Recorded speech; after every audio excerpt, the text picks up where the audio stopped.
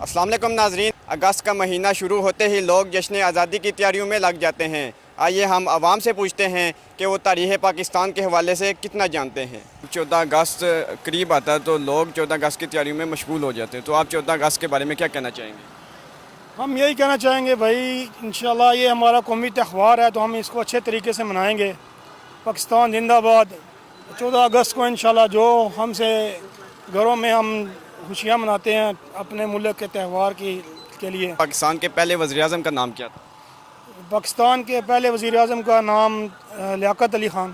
تو پاکستان کا قومی ترانہ کس نے تجویز کیا؟ یہ حفیظ جالندری نے۔ پاکستان کا قومی کھیل کون سا ہے؟ پاکستان کا قومی کھیل ہاکی ہے۔ السلام علیکم۔ وعلیکم السلام۔ 14 اگست کے بارے میں آپ کے کیا خیالات ہیں؟ 14 اگست انشاءاللہ بھائی زور و جذبے سے منائیں گے اللہ کے حکم سے۔ 3 دن باقی ہیں، خوشیاں منا رہے ہیں، انشاءاللہ 14 اگست کو بھی منائیں گے۔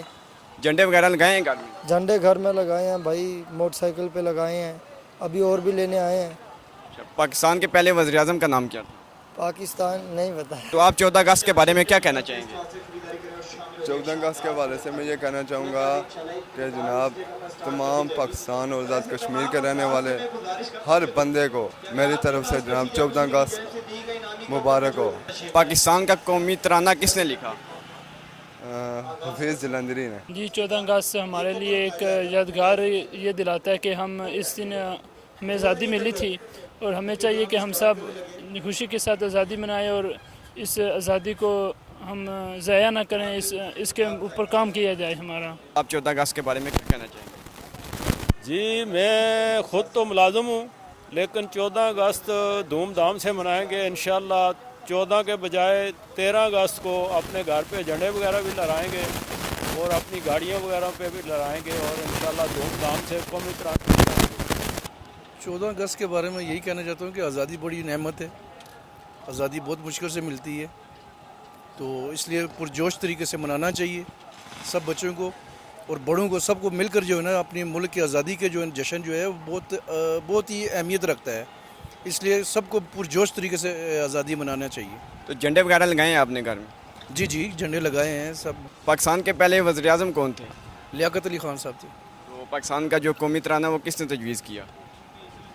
حفیظ جلندری صاحب نے۔ قرارداد پاکستان کب منظور ہوئی؟ 23 مارچ 1940 کو۔ پاکستان کا قومی کھیل کون سا ہے؟ پاکستان کا قومی کھیل ہاکی۔ پاکستان کے پہلے وزیر اعظم کون تھے؟ لیاقت علی خان۔ تو 14 اگست جیسا کہ آپ جانتے ہیں کہ 14 اگست بھی قریب آ گیا ہے، تو آپ کس طرح اس کو منائیں گے؟ کیا کوئی طریقہ ہے؟